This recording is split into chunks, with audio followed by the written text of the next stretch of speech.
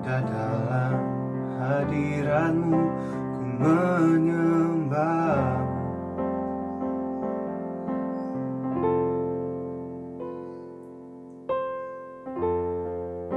Tersungkur ku di kaki-Mu, rasakan hadirat-Mu.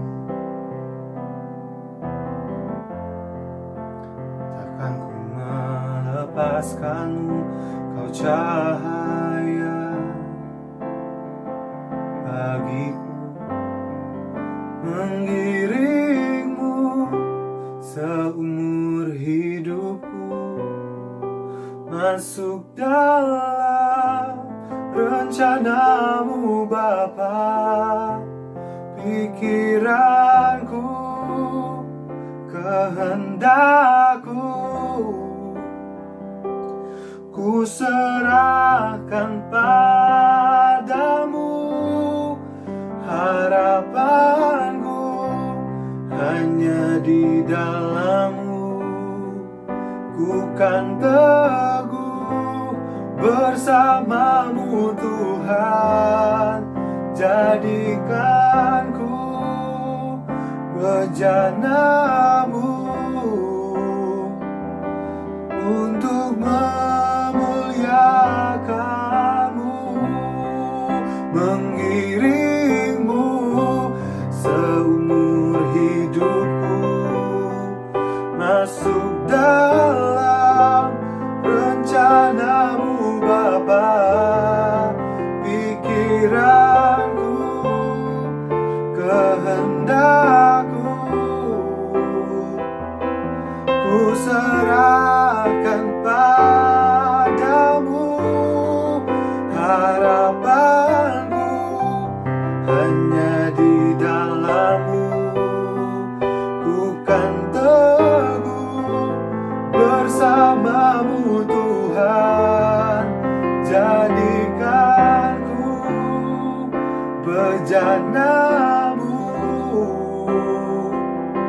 untuk memuliakan-Mu. Untuk memuliakan-Mu.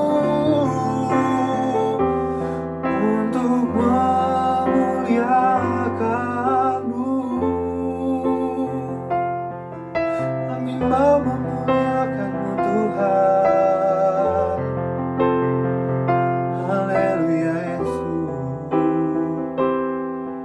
Kami mau memuliakan-Mu Yesus. Curahkanlah Roh-Mu Tuhan. Haleluya. Kami meninggikan Engkau. Haleluya Tuhan. Terima kasih Tuhan. Haleluya. Terima kasih. Terima kasih Bapa.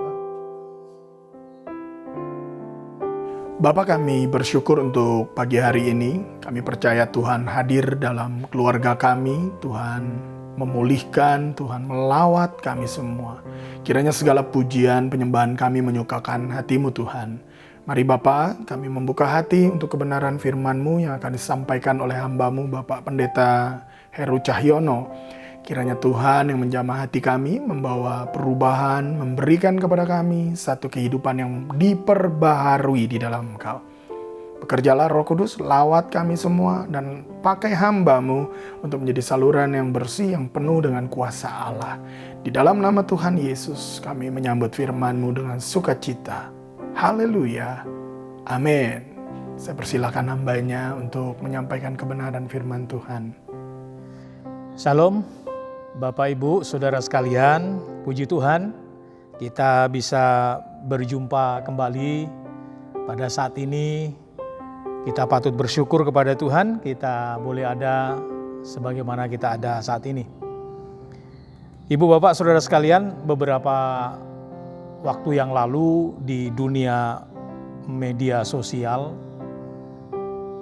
diramaikan oleh satu pandangan yang berbeda, perdebatan yang muncul oleh karena ada sekelompok orang yang mengklaim dipenuhi Roh Kudus, mendapat karunia Roh Kudus, lalu dengan karunia itu kemudian mengklaim dapat mengusir, menolak, menengking virus corona. Kemudian ada kelompok yang lain yang kemudian mengecam bahwa tindakan semacam itu adalah tindakan yang dinilai kurang berhikmat. Karena apalah artinya dipenuhi oleh Roh Kudus, mendapat karunia, bisa berbahasa roh, lantas melakukan sebuah tindakan semacam itu. Padahal di bagian yang lain Roh Kudus memberikan karunia, buah-buah Roh Kudus, salah satunya adalah hikmat. Sehingga berhikmat menjadi sesuatu yang penting. Beriman perlu, tetapi berhikmat juga menjadi penting.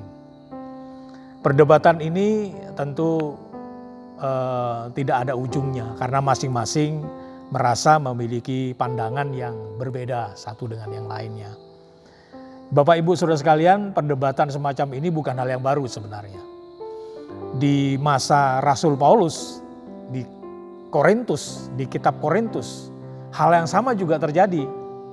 Ketika orang-orang Korintus mengklaim dipenuhi Roh Kudus, berbahasa roh, bahkan Paulus mengecam dengan kalimat yang keras, kalau kamu bisa berbahasa malaikat sekalipun, tetapi tanpa buah roh, yaitu kasih, maka itu juga tidak ada artinya. Nah, disinilah kemudian terjadi perdebatan yang tidak pernah kunjung selesai. Bapak Ibu Saudara sekalian, menurut saya betapa pentingnya kita menjaga keseimbangan. Keseimbangan rohani kita sebagai orang percaya yang masing-masing kita memiliki pemahaman tentang karunia-karunia Roh Kudus. Di hari Pentakosta semacam ini Bapak Ibu Saudara sekalian, kita perlu bersyukur kepada Tuhan untuk kita bersama-sama memahami Alkitab kita dengan baik, dengan benar, sehingga tidak terjadi sesuatu yang tidak perlu diributkan sebenarnya. Sebagai orang percaya, mari kita memahami Alkitab sebaik-baiknya, sehingga kita tidak berada pada posisi yang harus berdebat satu dengan yang lain. Masing-masing memiliki pandangan, dan kita harus menghargai masing-masing pandangan itu dengan tidak merasa paling benar di antara kita. Kembali kepada soal karunia Roh Kudus tadi, ada sekelompok orang yang mengedepankan karunia Roh Kudus yang bersifat kekal itu, tetapi ada kelompok yang lain mengedepankan buah-buah Roh Kudus. Menurut saya dua-duanya harus seimbang. Saya mencoba untuk sedikit memberikan gambaran tentang apa sih karunia Roh Kudus dan apa itu buah Roh Kudus dan bagaimana korelasinya terhadap kita sebagai orang-orang yang percaya. Karunia Roh Kudus menurut 1 Korintus pasal 12 ayat 7 sampai 12 memang dicatat ada 9 karunia Roh Kudus, yaitu perkataan hikmat, pengetahuan, karunia iman, karunia untuk menyembuhkan, karunia melakukan mujizat, karunia untuk bernubuat, karunia untuk membedakan roh, karunia berbahasa roh, dan karunia menafsirkan bahasa roh. Nah, sebagai orang percaya kita harus memiliki karunia Roh Kudus ini. Mungkin tidak semua karunia Roh Kudus ini, 9 karunia ini kita miliki semuanya. Mungkin kita tidak memiliki semuanya. Namun demikian paling tidak kita memiliki satu atau lebih dari karunia-karunia tersebut yang harus dimiliki oleh kita sebagai orang-orang percaya. Namanya juga karunia, maka tentu kepada siapa diberikan, kapan diberikan, di mana diberikan, berapa banyak diberikan, itu sangat bergantung kepada sang pemberinya, yaitu Tuhan kita. Karena itu sebagai orang-orang yang percaya, ya kita menghargai, kita mensyukuri, dan memberikan kedaulatan sepenuhnya karunia-karunia Roh Kudus itu kepada Sang Pemberinya, yaitu Tuhan kita. Kita berdoa supaya karunia-karunia ini diberikan kepada kita sekalian. Nah, karunia Roh Kudus ini berfungsi yang pertama sebagai senjata rohani bagi kita. Dengan karunia-karunia ini, maka kita dapat menjadi orang-orang Kristen yang dipersenjatai dengan karunia-karunia di dalam menjalankan tugas dan panggilan kita sebagai orang-orang percaya di dalam kehidupan di dunia ini. Tetapi juga berfungsi sebagai alat kelengkapan bagi kita sebagai orang-orang percaya untuk melengkapi kelengkapan rohani kita. Agar kita menjadi orang-orang yang tidak hanya mampu mempersenjatai diri, tetapi juga melengkapi karunia-karunia rohani dalam kehidupan kita di dalam menapaki perjalanan kehidupan yang penuh dengan persoalan yang kompleks ini. Maka dengan karunia-karunia Roh Kudus ini, iman orang percaya semakin didewasakan. Iman orang percaya semakin hari semakin dipersenjatai sehingga kita mampu mengalahkan dunia, bukan dikalahkan oleh dunia. Nah, Alkitab juga Bapak Ibu Saudara sekalian menjelaskan tentang buah-buah Roh Kudus. Tadi karunia Roh Kudus. Nah, sekarang orang Kristen juga perlu diberikan atau perlu menghasilkan buah dari Roh Kudus itu sendiri. Saya meyakini seperti ini Bapak Ibu. Perbedaan besar dalam kehidupan kita beragama itu justru terletak di sini. Buah-buah Roh Kudus ini yang dimiliki oleh orang-orang percaya membedakan orang-orang percaya, orang-orang Kristen dengan agama-agama yang lainnya. Buah-buah Roh Kudus ini dinyatakan, diejawantahkan, diwujudkan dalam setiap tindakan-tindakan keseharian kita.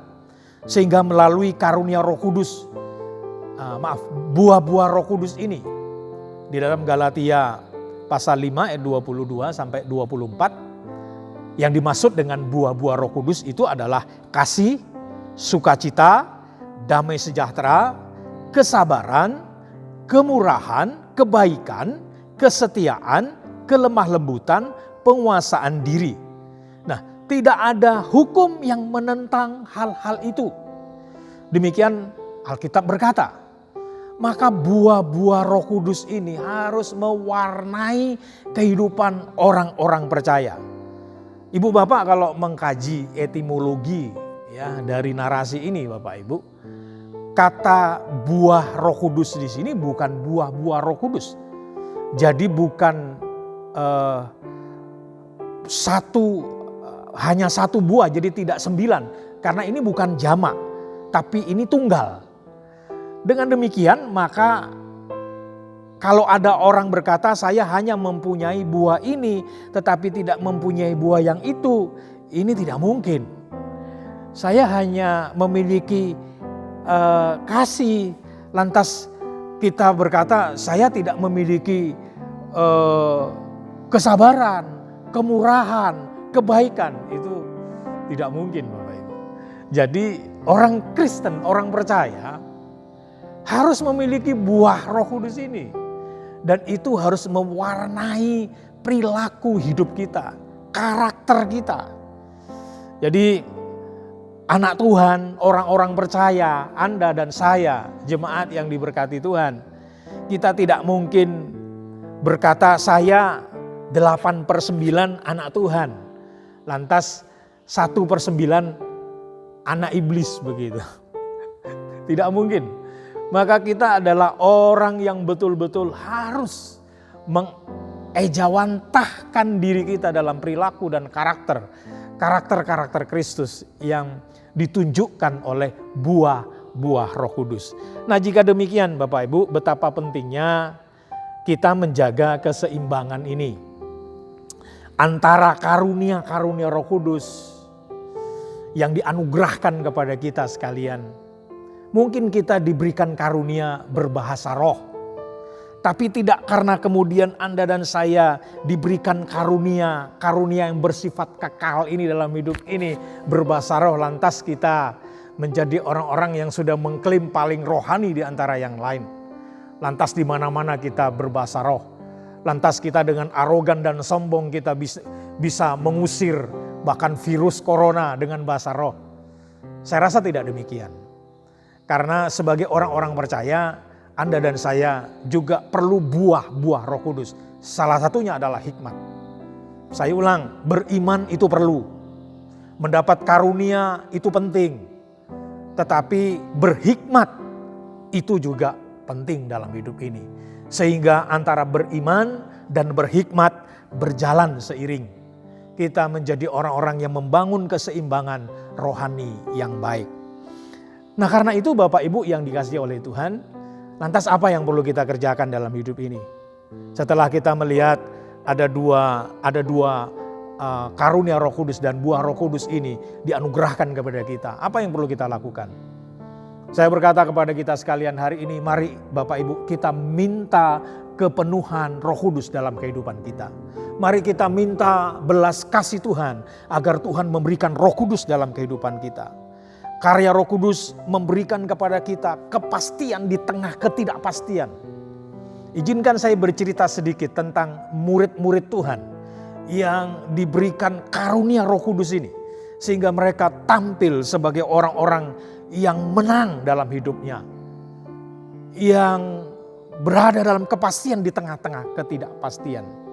Mari saudara sekalian, kalau ibu bapak mengikuti cerita di dalam Alkitab, setelah Yesus itu naik ke sorga, maka murid-murid Bapak Ibu betul-betul berada pada ketidakpastian. Karena mereka adalah orang-orang yang sebenarnya ada beberapa hal yang perlu Bapak Ibu ketahui terhadap apa makna ketidakpastian yang saya maksud. Ini kan sama seperti kita. Kita berada pada situasi yang sungguh berada tidak kepastian. Kita nggak tahu apa yang terjadi ke depan. Situasi luar biasa saat ini telah merubah, telah membangun satu new normal, kenormalan baru gitu. Gaya hidup yang baru setelah kita saat-saat ini mengalami pandemi seperti itu. Maka saya menggambarkan situasi yang sama yang sedang dialami oleh para murid dengan kita sekalian. Ada apa dengan para murid sebenarnya? Sehingga mereka memerlukan tuntunan Roh Kudus seperti saya, saudara sekalian, memerlukan tuntunan Roh Kudus. Sepeninggal Tuhan, Bapak Ibu, para murid menghadapi situasi yang serba tidak pasti. Mereka kini sendirian menghadapi realita dunia. Mereka sekarang sendirian, mereka tidak lagi ada Tuhan Yesus di samping mereka. Yang selama ini kurang lebih 3,5 tahun telah menunjukkan kepemimpinan Tuhan yang luar biasa yang disertai dengan berbagai mujizat. Dan kemampuan memimpin sebagai seorang Tuhan Yesus sebagai seorang pemimpin, seorang guru, seorang tabib, seorang yang mampu memberikan teladan-teladan kehidupan. Bagaimana dengan murid? Mereka bukan orang-orang hebat. Pertama, mereka bukanlah orang-orang yang terpelajar atau menguasai dengan baik kitab suci. Berbeda dengan Tuhan yang sangat menguasai sejak kecil, sejak 9 tahun. Bahkan ahli Taurat pun memuji Tuhan Yesus. Tapi para murid, mereka tidak memiliki kemampuan teologis Bapak Ibu.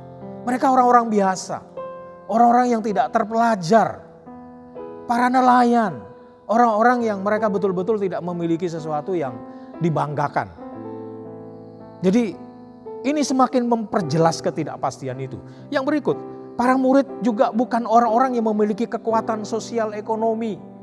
Mereka bukan orang-orang kaya. Mereka bukan bangsawan. Mereka rakyat jelata. Mereka tidak punya pengaruh politis. Mereka orang-orang pinggiran. Ini juga memperjelas ketidakpastian hidup mereka sepeninggal Tuhan. Yang berikut, mereka juga belum tahu bagaimana harus memimpin, bagaimana harus mengelola suatu komunitas umat, orang-orang percaya. Mereka tidak sekolah teologi, mereka tidak punya kemampuan untuk melakukan bimbingan pastoral kepada umat yang percaya kepada Yesus. Sama sekali nggak punya. Beda dengan Rasul Paulus yang memang punya pendidikan yang cukup. Tapi Rasul Paulus adalah hasil penginjilan mereka. Sehingga Mereka yang saya maksud adalah 12 murid itu. Belum lagi dari sudut psikologi massa, ya, mereka ini sebenarnya dianggap sebagai sekelompok orang yang sesat. Ajaran-ajarannya tidak populer. Ajaran-ajarannya dianggap bidat. Sehingga lengkap sudah keadaan ketidakpastian bagi mereka sepeninggal Tuhan. Disinilah saya maksud. Betapa pentingnya mereka menunggu roh penolong yang dijanjikan Tuhan itu. Yang diberikan kepada mereka. Dan ketika mereka dipenuhi oleh kuasa Roh Kudus. Pada saat seperti itulah titik terendah mereka dalam kondisi tidak pasti itu. Mereka kemudian dilengkapi oleh kuasa Roh Kudus. Mereka dipenuhi oleh kuasa Allah yang maha tinggi. Yang memampukan mereka untuk melayani dengan efektif. Untuk menghadapi ketidakpastian itu. Maka izinkan saya Bapak Ibu membuat sebuah kesimpulan. Betapa pentingnya Bapak Ibu Saudara sekalian meminta kepenuhan Roh Kudus. Momentum ini menjadi sangat tepat di mana Anda dan saya merendahkan diri di hadapan Tuhan. Untuk memberikan hidup kita dipenuhi oleh kuasa Roh Kudus. Kuasa Roh Kudus yang telah melengkapi para murid-murid. Yang telah memampukan murid-murid untuk melayani dengan efektif. Untuk memberitakan Injil secara efektif. Roh Kudus yang sama yang dijanjikan Allah.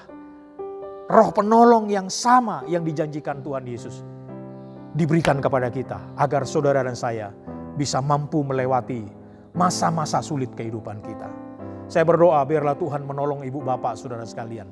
Agar bapak ibu diberkati oleh Tuhan. Mari kita tunduk kepala. Saya meminta Tuhan memberkati kita sekalian. Bapa di dalam sorga, kami minta berkat-Mu turun atas kami.